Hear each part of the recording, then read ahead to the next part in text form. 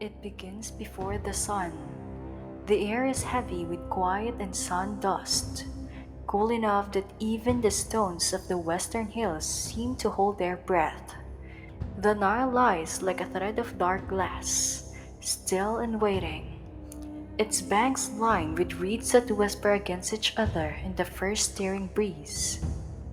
Somewhere, far beyond the horizon, a single point of silver remains, Sirius, the dog star, flickering low and fierce before dawn. A priest stands on a temple roof, linen robe clinging faintly to his legs. In one hand, he holds a palm staff notched with small cuts, each one a memory of nights he has watched the same sky. He raises it now, aligning the tip to the star, to the faint outline of the eastern ridge. His other hand makes a silent mark on the clay tablet. Tomorrow, he will tell the scribes, the flood will come soon, the river will rise. Down below, the city still sleeps, but on every rooftop, in every courtyard, the night sky hangs like an open scroll. The Egyptians have read it longer than memory, tracing not just stars but patterns of time, of order, of life itself. For them, the heavens were not distant, they were mirrors of kings, of gods, of seasons that ruled their survival. And so, before the first color touches the sky, before the herons stare, the watchers mark the heavens again and again until the world itself keeps time by their gaze. They watch the heavens not as dreamers but as survivors. Each star was a sign, a whisper of the cycle that bound water to life and life to the gods. Long before the pyramids rose, before dynasties carved names in stone, the farmers along the Nile already knew how to look upward to prepare for what lay below. When Sirius reappeared at dawn after 70 days of absence, it was not just a beautiful sight, it was a promise.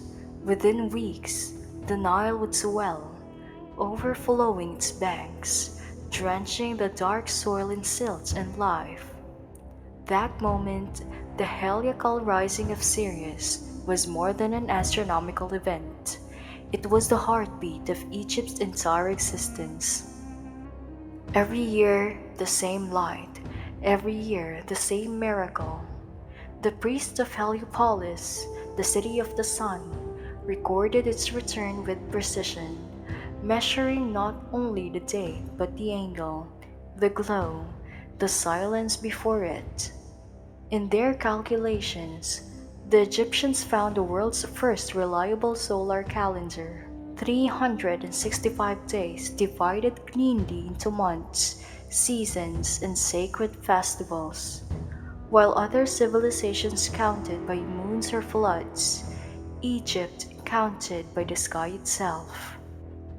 Their temples were not merely houses of worship, they were observatories of stone.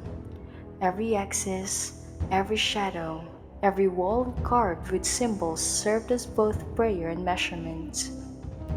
At Karnak, the great complex dedicated to Amun-Ra, the central corridor runs perfectly east-west. On the morning of the summer solstice, the rising sun pours straight to the temple's gates, lighting the inner sanctuary where the god statue stands. It is not coincidence, it is calculation, written in architecture. At Dendera, the ceiling of the Temple of Hathor carries the famous zodiac of Dendera, a cosmic map of stars and deities intertwined.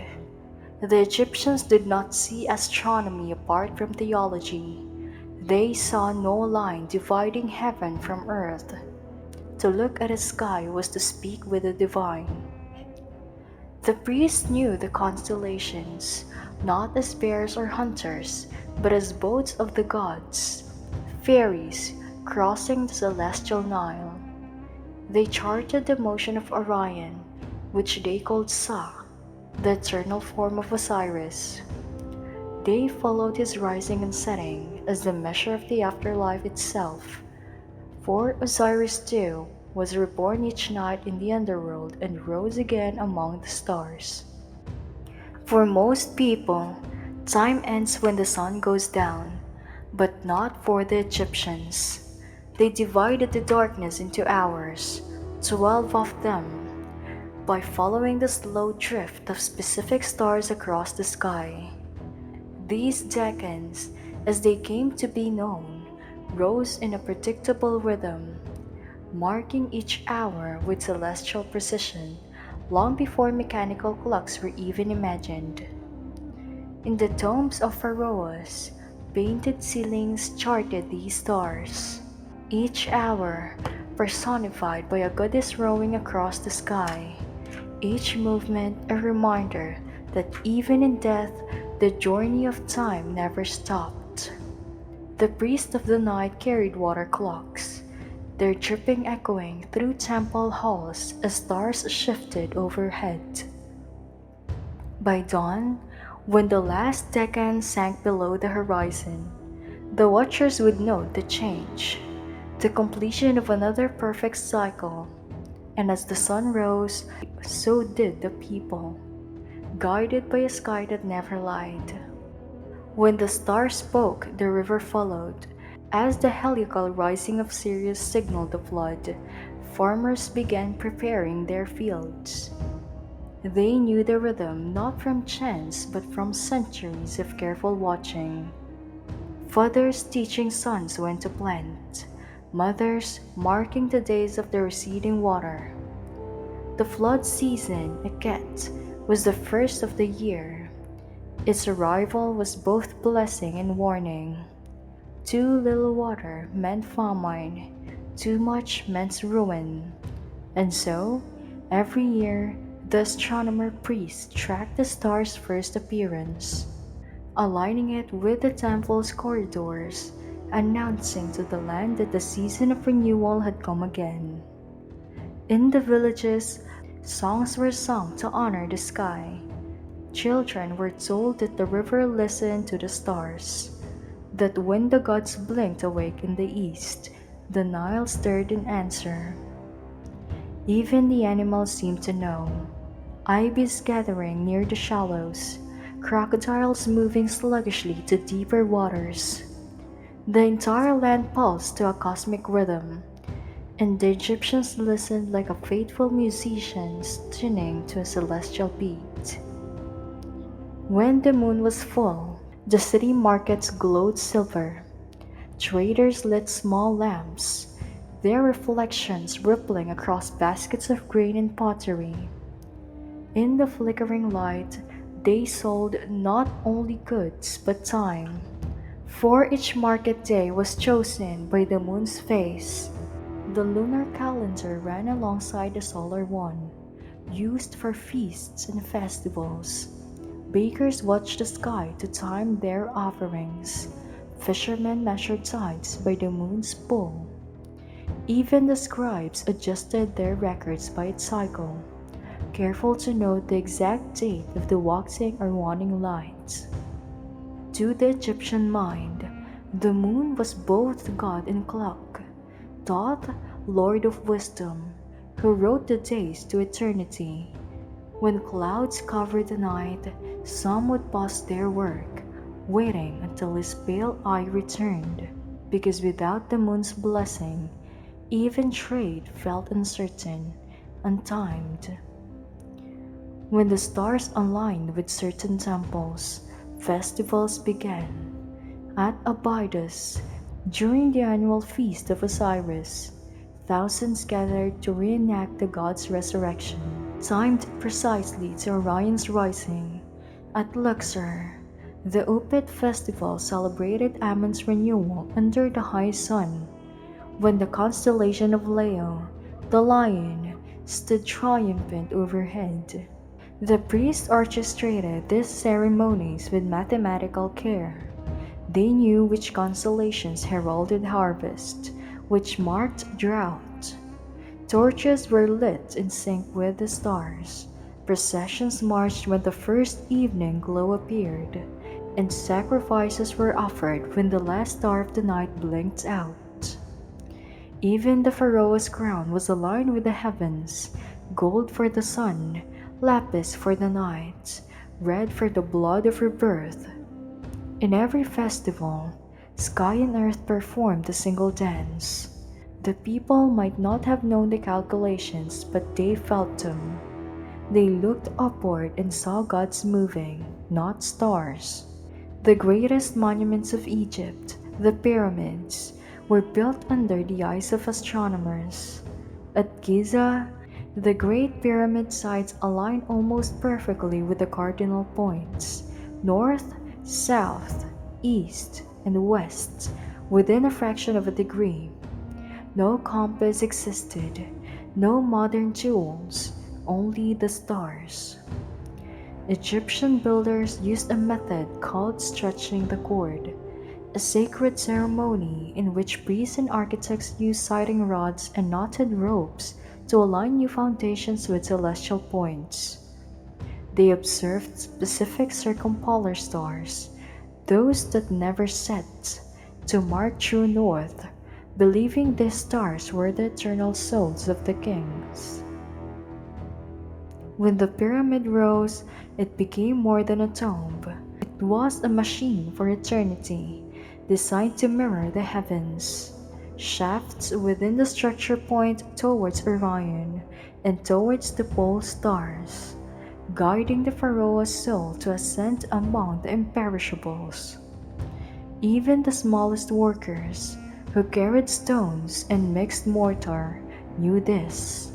They whispered that the king's house was being built for the sky, not the earth. And when night came, they lay beside the half-finished blocks and looked upward, knowing that somewhere in those same patterns, their own fates were written. Even the animals had their ways. Cats, sacred to Bastet, prowled temple courtyards under starlight, their eyes catching lines of reflected constellations. Ibis, sacred to Thoth, nested near waterways that mirrored the sky. Jackals roamed the necropolises, their movements tied to the moon's phases. To Egyptians, this was no coincidence. Each creature carried the rhythm of cosmos in its flesh. When the night hawk flew, it traced the path of Ra's boat through darkness. When the scarab beetle rolled its ball of earth at dawn, it mirrored the sun's rebirth.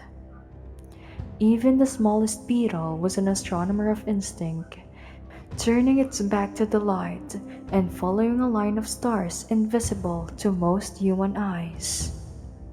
Within temple walls, scribes spent lifetimes reducing the sky to order. They counted days, traced planetary motion, and inscribed tables of stars rising that predicted not only seasons but omens. Their tools were humble: strings, rods, shadow clocks, bowls of dripping water. Yet, their calculations revealed precision we only rediscovered millennia later. They distinguished between fixed stars and wandering ones, predicting the movements of Mars and Venus long before Greece named them planets. For them, numbers were divine. A pattern seen in the stars was a pattern found in the heart of Maat, the principle of balance that held the universe steady. To miscalculate was not just an error, it was a disturbance of order.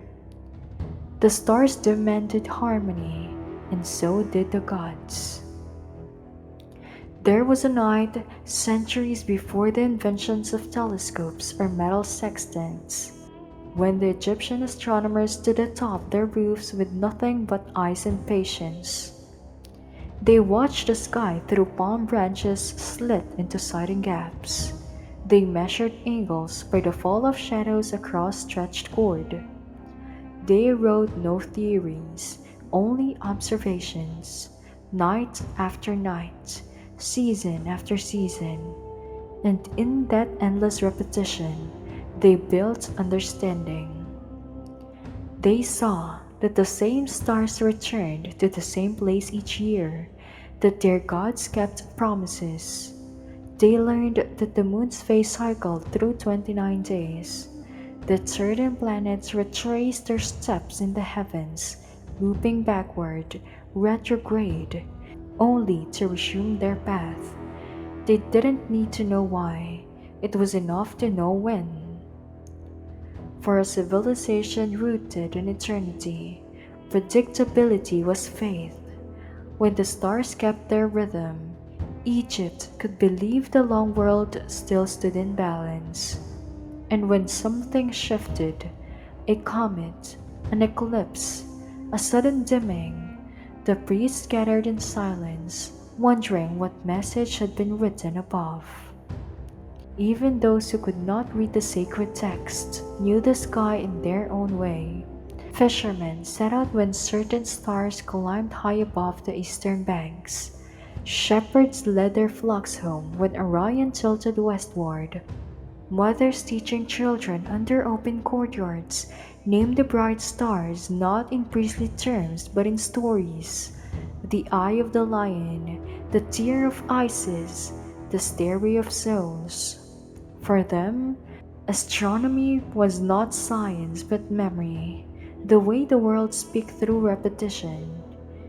Each generation looked upward, tracing the same stars their ancestors had followed, and found in them proof that nothing truly died.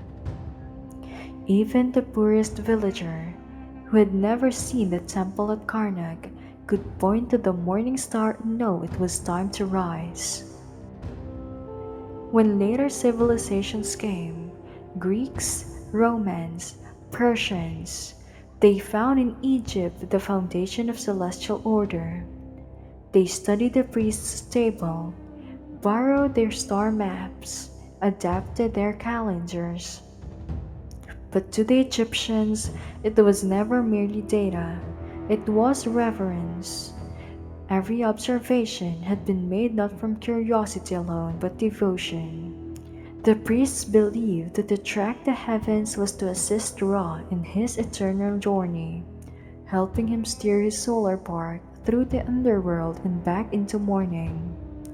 Thus, astronomy was an act of faith, a prayer written in geometry, a way to keep the world from falling into chaos.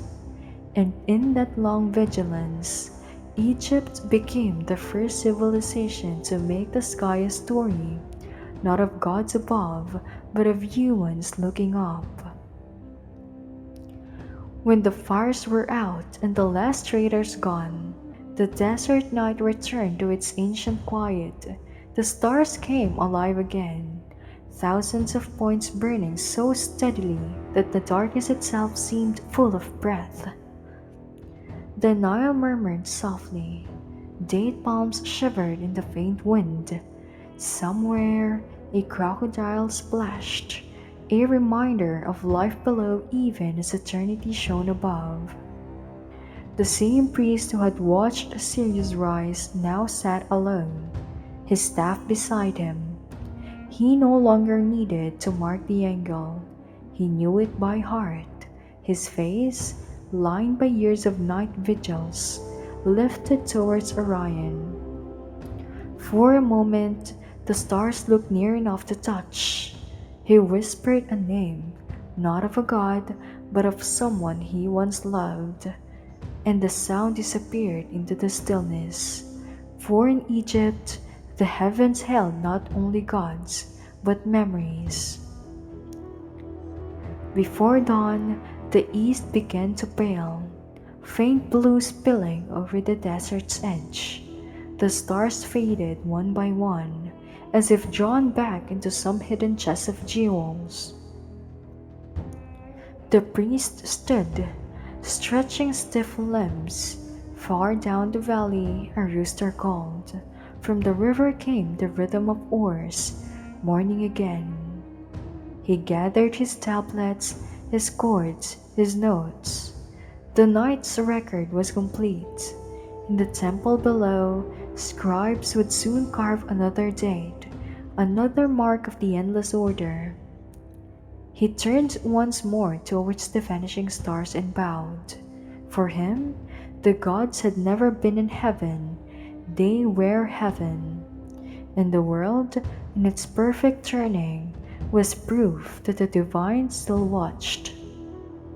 The lamps grow dim, the river still, the stars retreat behind the light. For a brief moment, Egypt slips between two eternities, the one above and the one reflected below. And in that silence, the watchers close their eyes.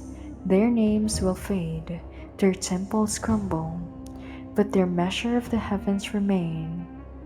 Every time we look up and count the stars, we are borrowing their gaze. And somewhere in that endless sky, Sirius rises once more, bright, steady, remembering. The night has ended, the cycle begins again, and now you are at rest.